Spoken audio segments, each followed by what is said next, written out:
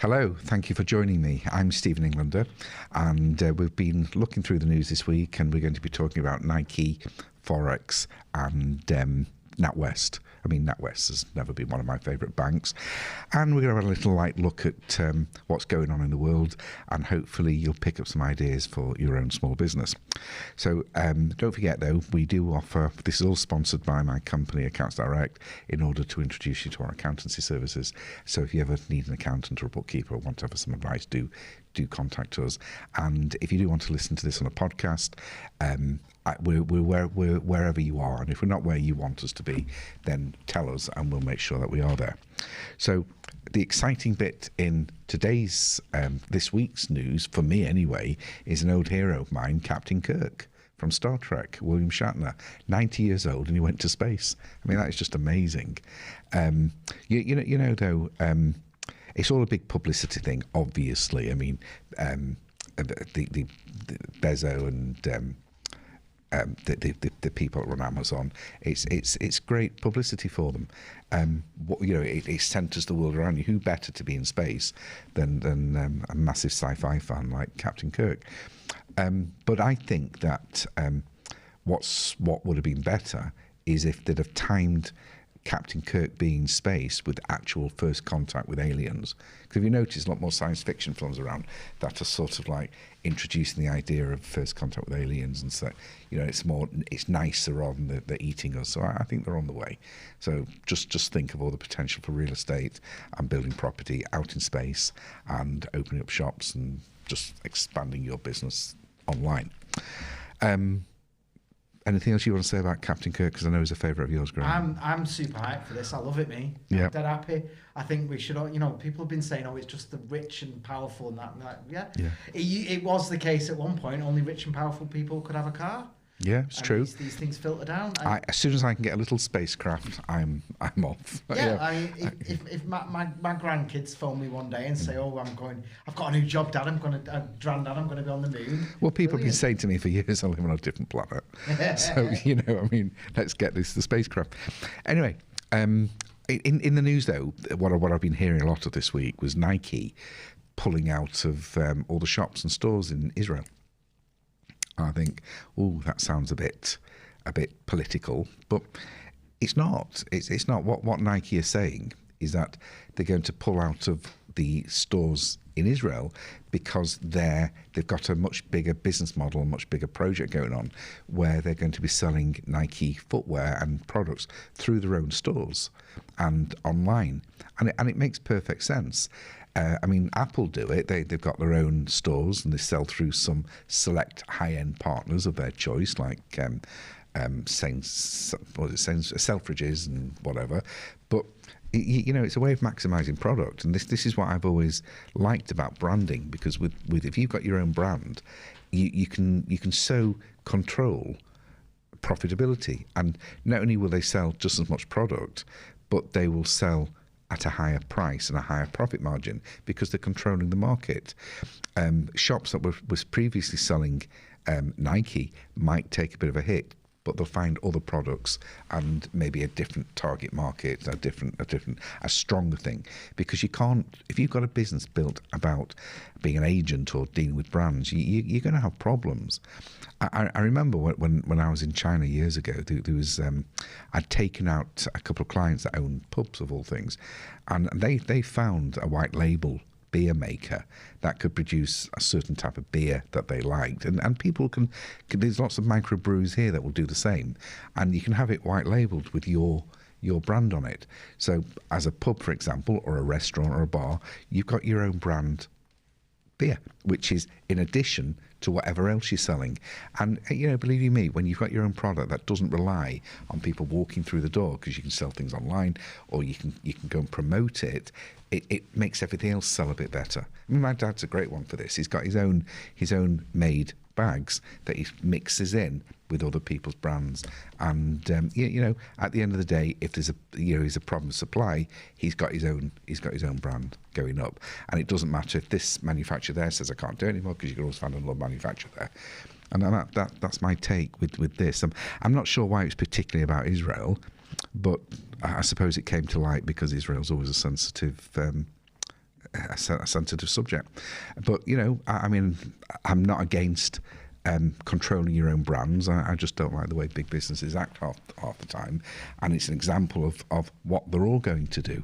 You know, it's just a strategy. I mean, Ben and Jerry had a strategy of making things very political, and you know, so therefore I'm not so keen to eat Ben and Jerry ice cream, because I think they made too much of a political statement, and they don't really give a damn. All they want to do is capitalise on their ice cream by using quite sensitive political methods. You know, I mean, in fairness, I will still eat it. I'm not eating Ben and Jerry's ice cream because it's too much sugar in it, and but I don't eat any ice cream, although, you know, I'd like to. Anything about that? Do you like that? Firstly, can I just say I'm really happy with how the desk's looking tonight. How the what's looking? How the desk and the set's looking. You've been working so hard to make this look slightly better. It's not slight. It's a. I had my hair done, but you didn't mention that. No, well, you mentioned it several times.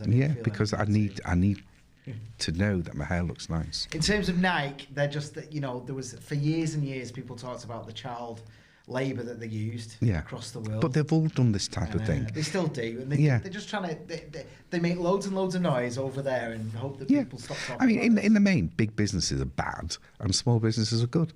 So we've just got to find a way of making small businesses do a little bit better. You know, look at the thing that they do have a more global opportunities and more opportunities to control their own brands and their own products.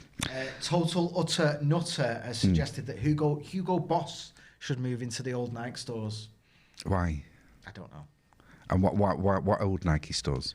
Well, they're not. He's completely misread the whole thing. He had, hasn't because they just want to build their own shops. They're not supplying other shops. That's right. It's just been sold in a certain way. Yeah.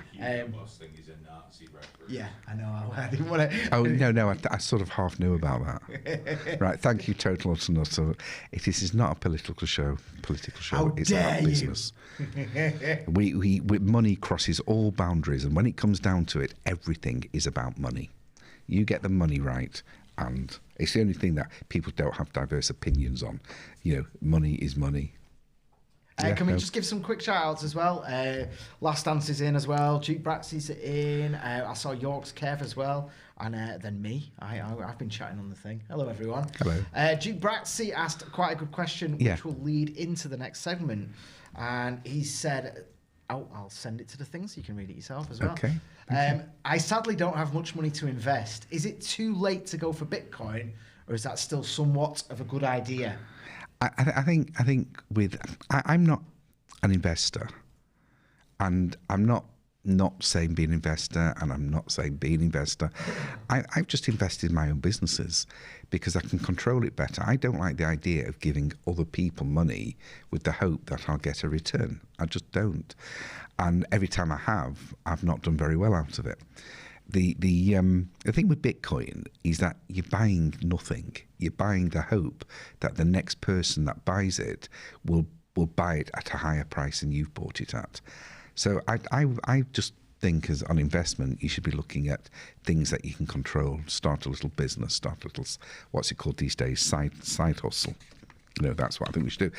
But on this note, I was talking about Forex, and what brought it to mind. Forex is foreign exchange. It's where you sort of buy or sell currency in the hope that you're going to make a difference because the price goes up or down. And this is a little bit like Bitcoin, except what I'm going to talk about here.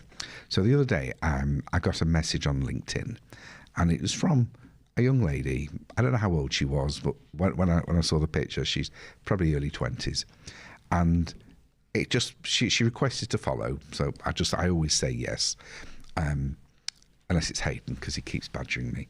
But I always say yes, and she came on the screen, and with the same time going hello. So I said hello. So the next thing came. Are you looking to make a very lot of money? That type of thing. So I said no, thank you. And then I blocked her, because what these guys are doing is that they're coming along, and they're not selling Forex. They're selling courses and they're telling you that within a few months you're going to make hundreds of thousands of pounds and beyond.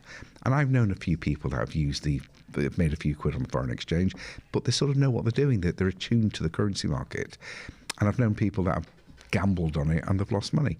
It's not really much more than Bitcoin. You know, if you feel you know the markets, then you feel maybe you'll have a punt, but don't do it as a source of income.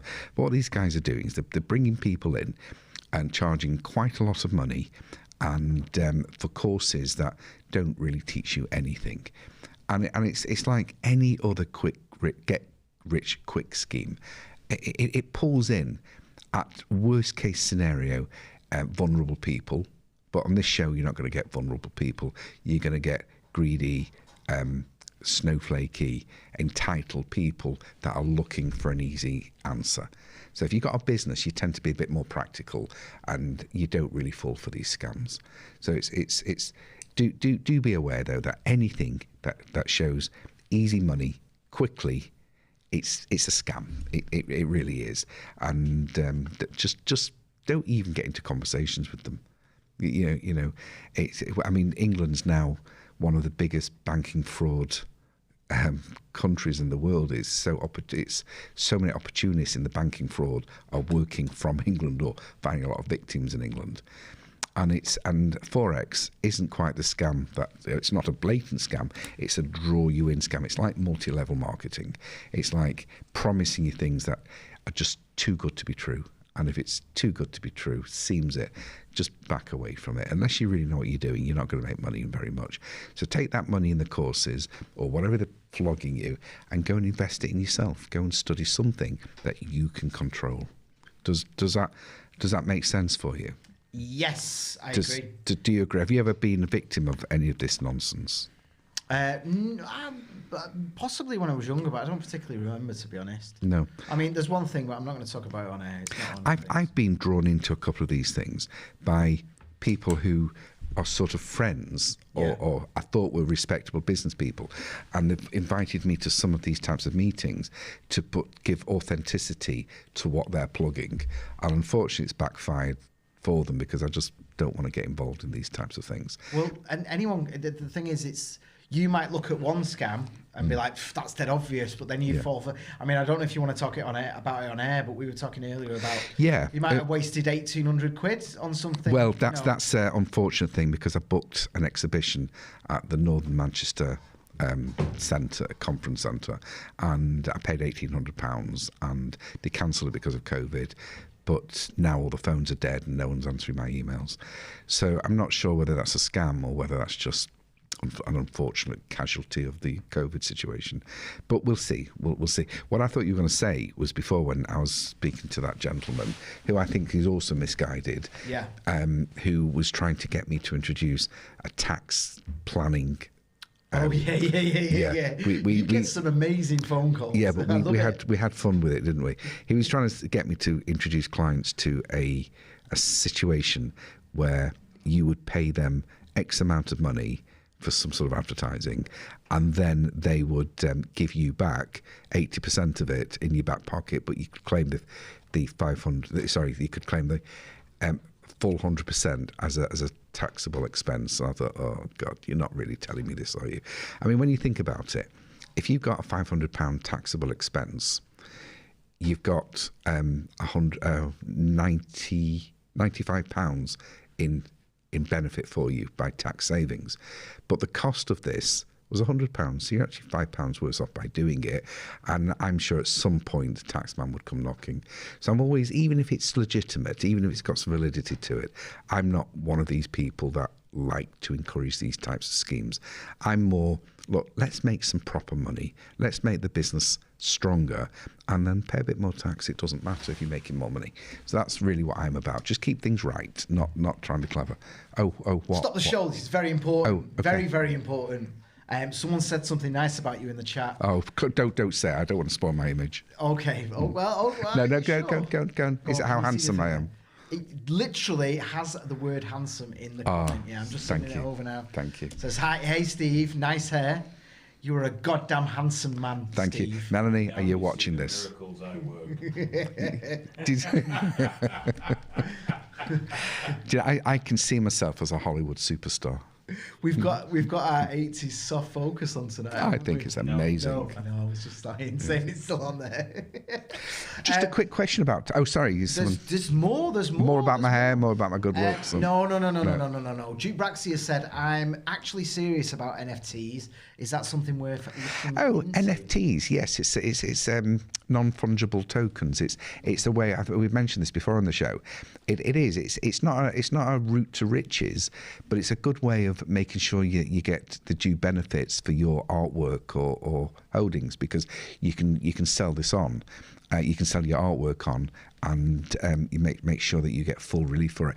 I do have a couple of guys that I know who actually can provide fairly cheap starter access into this type of software that will help you out.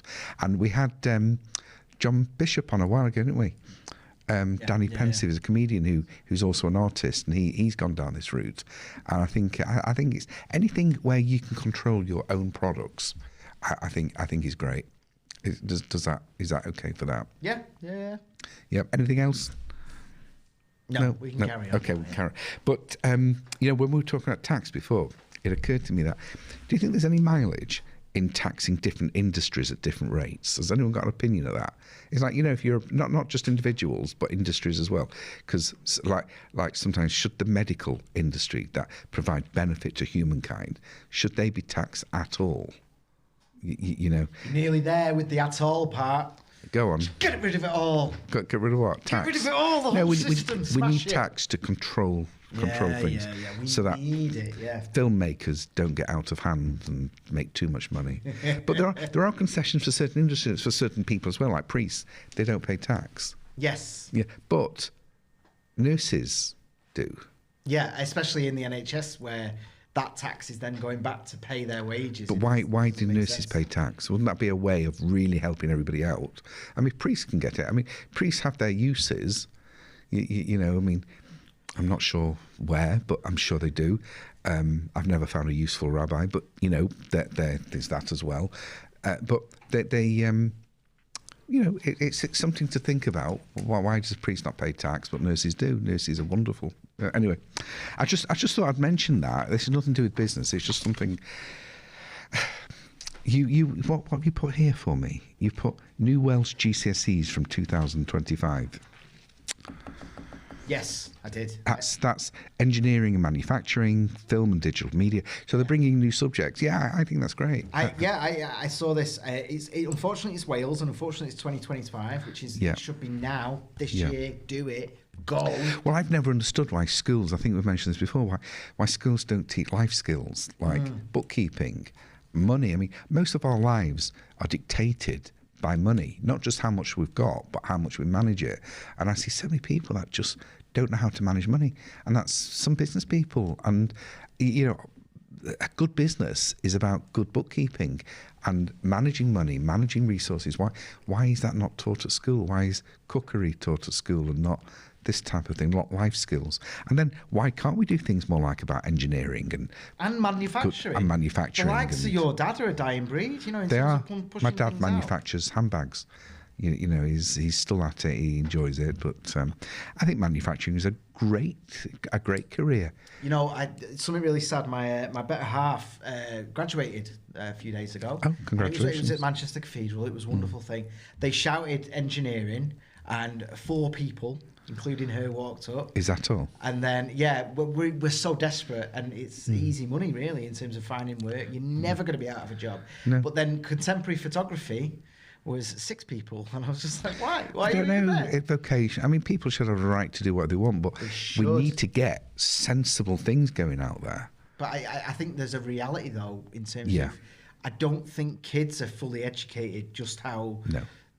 The blocks they could build to have a better life. And all that entitlement that they seem to have, and all that bravado and sense of, I am wonderful even though I can't read and write properly, could actually be sorted out by teaching them things like engineering and physics, and you don't have to be a genius to be in physics. No. There's different levels of it. And you don't have to go to university to learn how to use a camera either. No, it's just not. No, I don't understand any of it. You either do it or you don't. Yeah, but we want to give our kids good life skills, not just make them happy by you go and paint some nice pretty pictures. That can be taught as well. But you don't mind. And what people English lit and language will be combined. You've done that to annoy me, haven't you? Yeah. They are, I've literally just put that on the notes just to annoy you. They are two different things. English language and English literature are not the same thing. They're taught separately. Were you taught English language and literature? School? What are you on about, mate? Yeah, I know. I don't know why I said that. I didn't bother with all that nonsense. No. Look at me now. Yeah, fine figure of a man indeed. Fine figure of a man. Are you laughing? Because you won't be laughing now after. Do you remember a while ago we had Tim on my show? I do, lovely man. I recommend I spoke to him today, and he's telling me that since he did the interview with us on our business, what do we call it, Between the Spreadsheets show, I forgot the name of our own show then. Which is even more delicious because it's either side of you. The name is right there, either side of you. The camera's there, the screen's there. I keep getting distracted, and you're there, even though you look over there. No. He you know what happened to him? You know what he's done since from the show, from people watching it and being out there? He's secured over £1 million worth of contracts. So good on you, Tim. You need to be really promoting us for putting you out there and getting that. But it's nice to know that what we do does have an effect. So there are people, we don't get hundreds of thousands of viewers, but what we get counts.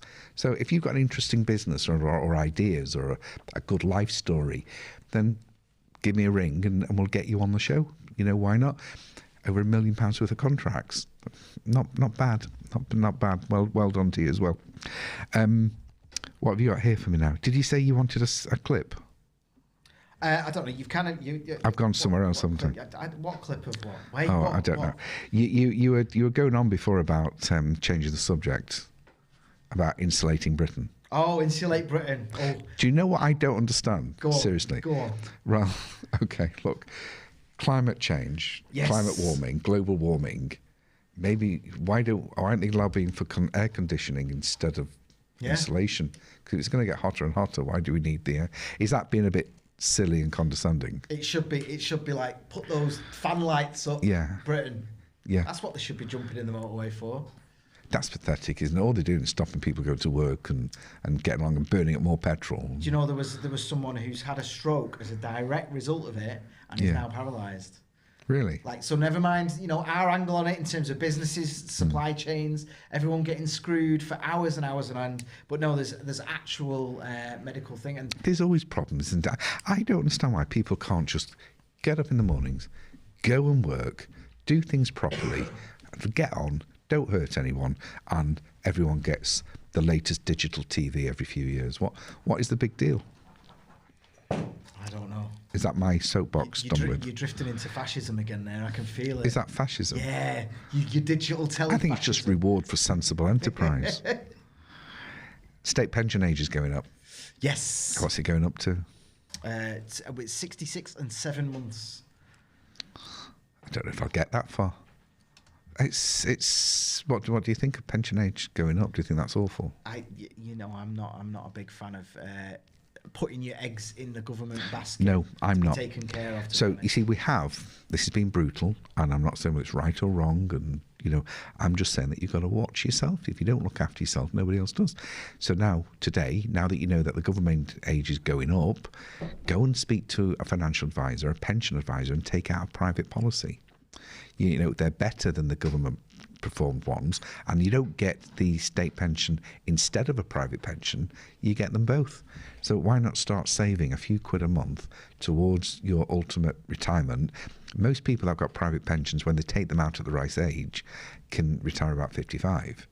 And if they don't, they can just keep the pensions moving until they want to retire. But the point is, you're taking responsibility for yourself.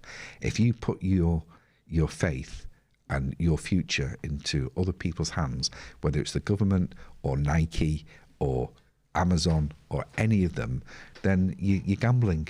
So take out your own pension. I know government workplaces have, the auto-enrolment of a pension where people, if they want to join the scheme, put in a certain amount of their income, and the employer tops it up. But they're not very good. I mean, they're okay. It's better than nothing, but it's just not very good. You'd be better off to get the workplace pensions and go into a private pension plan. You'll get a lot more for your money when the time comes, and it's more controllable as well. So, sorry, Nest, which is a government scheme, but they're just not great.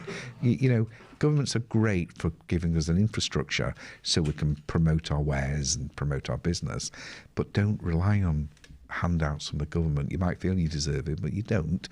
Put your own money into pensions. I'm not a pension advisor. I don't sell pensions. I don't even earn commission on them. But if you don't have a pension advisor, I can introduce you to somebody. And that's all I've got to say on that matter. Have you anything to say on that, Graham? None of that was financial advice, obviously. It was no, all complete opinion. It was all, don't trust anyone else. You don't have to be horrible to anyone. Just look after yourself. Last Answer said, can you explain state pension age for Americans?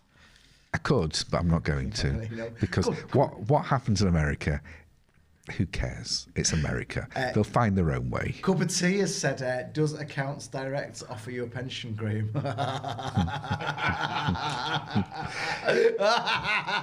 No. You can opt into one.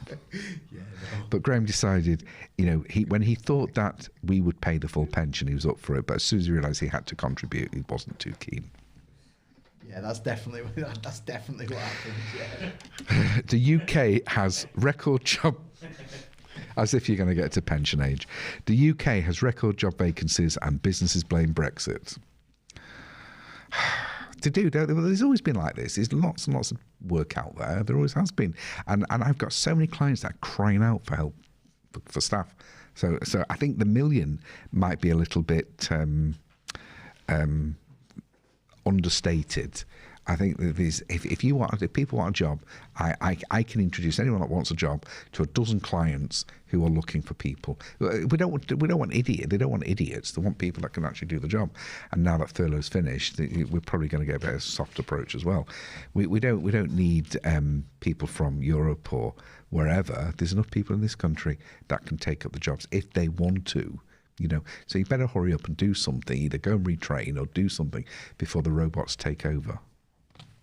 Yeah, you're a big fan of robots taking over. Yeah, I love it. Yeah. Well, you've got one of those sex bots, haven't you? Oh yeah, we don't really want to talk about that. No, well, I want you to take it out the kitchen. It's an import, and I'm not sure how UK legal it is, to be honest. It's in the kitchen. It's disgusting. We did agree not to talk about it on air. Well, obviously, no. Threatening me is not the same thing as agreeing. A lot of people. I don't know why I get this impression that I know all about tax evasion. I'm struggling with tax avoidance, but tax evasion, everyone seems to think I know all about money laundering and how to do it. And I don't. But I know a little bit because I read.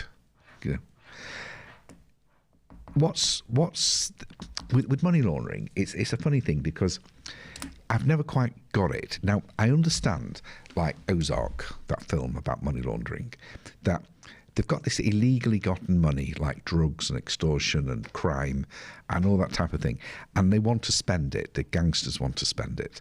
So they need to make that so they can spend it, and the only way they can spend it in any serious amounts is by having it kosher, putting it into a bank account and therefore paying on credit cards and paying by bank transfers, because it's not that easy to pay in cash, especially large amounts. I mean, you can barely go to McDonald's anymore and pay with cash.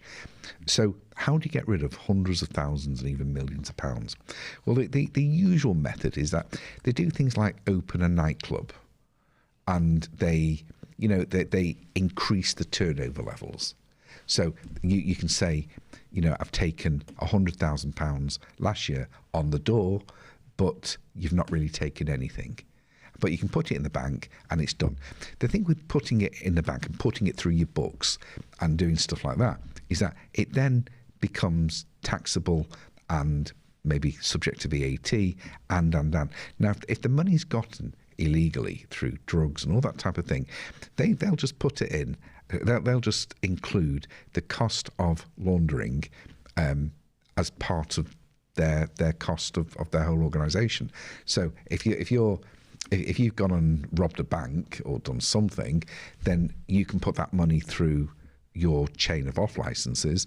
Then your cost of that is paying more tax, more VAT, and I sort of get that methodology. What I don't get is when people have been, they call them rich dentists, but when people have been siphoning off money not to pay tax, to avoid VAT, to avoid all that type of thing, then by laundering the money back through your newsagent or your restaurant or your nightclub, that's merely putting you back where you would have been in the first place had you not been trying to do this. So you'll be back paying the tax, back paying the VAT, back paying national insurance, back paying everything. So the whole endeavour seems nonsense. So the only thing I can think about money laundering is for gangsters.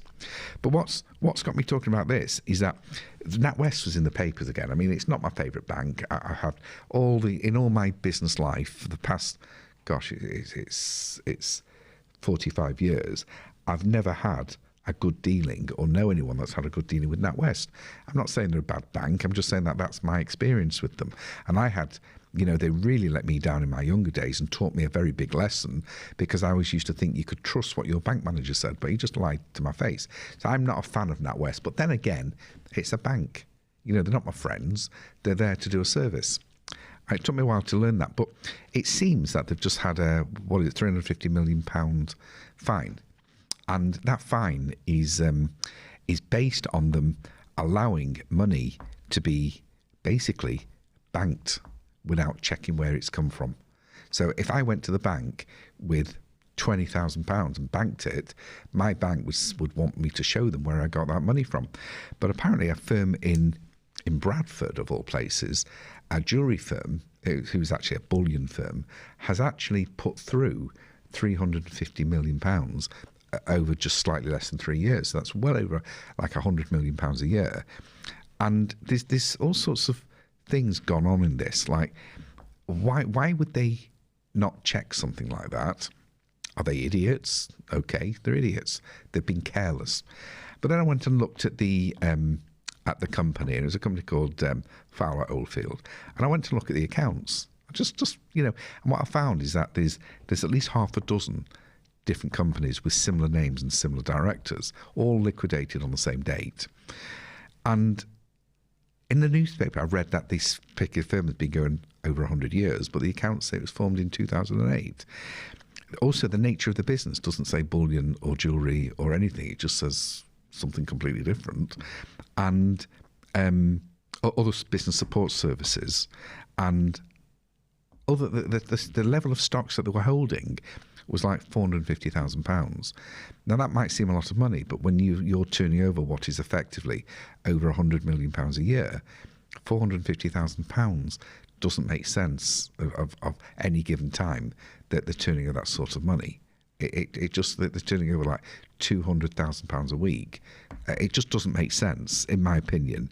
And then they had debtors, also £450,000. So they had people that owed them money to the same amount of stock they're holding, or roughly, and they've got creditors of around 850,000, which is 850 creditors, 450 in stock. It sort of doesn't make sense. So none of these figures, to me, I'm sure there's perfectly good explanations of them, and I'm sure if I printed them out and I had the full details, I'd find the common links. But there's other companies, so there's some. It's a bit odd what's gone on, that's all I'm saying.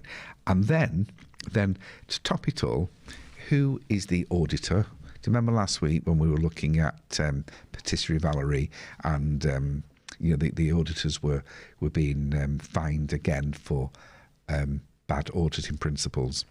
Same company, Grant Thornton. So and you've got to question all these things. And a little firm in Bradford, or a little firm, it's I bet some Manchester city centre bullion dealers aren't taking this sort of money. So I just think that what you've got is a team, people here, accountants, banks, all circulating, all the big boys circulating money around, and I'm just jealous because I'm not included. You know, I have to get all the little. Are we fishing for bribes again? 2 weeks on the trot? It's just, there seems to be so much money earned in the big boys doing this type of thing. You know, obviously I can't say that anything corrupt's going on because I might get into trouble, but you know, I can think it. But you know, the little companies. I mean, I've got a client he doesn't know what to do. He's got legitimate businesses. He's got sales that go through his books. Everything's as it should be, spot on, I know, because we do it. But he's in trouble because most of his sales come in cash. Now, this guy's turning over tens of thousands of pounds, not millions, not hundreds of thousands of pounds. Yeah. And the banks won't take the money off him. They won't take the cash off him because of money laundering and that, you know. And yet he's been going for years, and all of a sudden he's struggling, and he can't even pay suppliers because suppliers won't take the cash. But NatWest took 350 million. I just don't think it's fair. You kill one man, you're a murderer. You kill 1,000, you're a hero. Yeah, I just think they should scrap all the anti-money laundering rules and just make the rules for the big people. Here we go. If your turnover is below a certain amount, you shouldn't be subject to the same rules that the big firms are subject to. So we're getting rid of taxes for everyone then. Yeah. And making money laundering just fine. No, I think taxes are good. I think this has been a very productive show. I think taxes are good, and we earn a lot of our money making sure people pay the right amount of taxes. I just think that the big firms and big organisations, there seems to be one rule for them. And I think if somebody goes out who's more authorised than me and looks at this tale and really analyse it, I think they'll see a lot more going on than just NatWest being a bit incompetent. That's all. I mean, I don't actually care. It doesn't, you know, I just think it's unfair for all these small businesses I deal with who don't seem, you know, they've got to struggle about everything, and then all the idiots. It's easier to crush a small business in that respect, though, isn't it? They're going to be way more fearful. I just don't think. They're easy to spot. They're easy to find. People make mistakes. They're on survival level, so they'll take more chances. A lot of people. And, Stephen, we're way over time. So can I jump in because you had this pro UK meme you wanted to show, didn't you? Oh yeah. No, you found it. I wouldn't put something like this on. Yeah. This was on the employment side, wasn't it? Yeah, last week I was in the back of the lorry. Today I drive one. The one I saw said for £500 a day. All right. But, well, you know. I'm sorry I didn't find that one. Terrible, isn't it? Brilliant country, this. And do you want to do your quote of the day? And because I think everyone's been having so much fun talking to me. Yeah, I can do quote of the day if you want. Yeah, let me get it up 1 second. To command is to serve. It's not even the right quote on the screen. Oh, don't let yesterday take up too much. That was last week's, you plonker. I've done the wrong one on the thing. You know what? Let's finish. No, let me read it now. I've said it. I was going to say let's finish on a high note. I didn't. And you want me to contribute more to your pension scheme? Oh my God. To command is to serve, nothing more and nothing less. And that's a fella named Andre. I was going to rely on his name being on the screen. Malraux. Oh, yes. I think I don't want to comment on that. To command is to serve. I actually think on that note that to serve is to make money. You know, look after your customers. Sell emotion, don't sell products. Say, how can I help you? Don't you? How can I help you? How can I help you? Let me tell you what you need, please. Thank you very much for joining me. It's gone very fast this week. Hopefully we'll be back next week. We've got even more stuff to talk about. I'm not sure what yet, but we'll find something. And we're going to have a good, serious chat to Graham now. Thank you very much. Good night.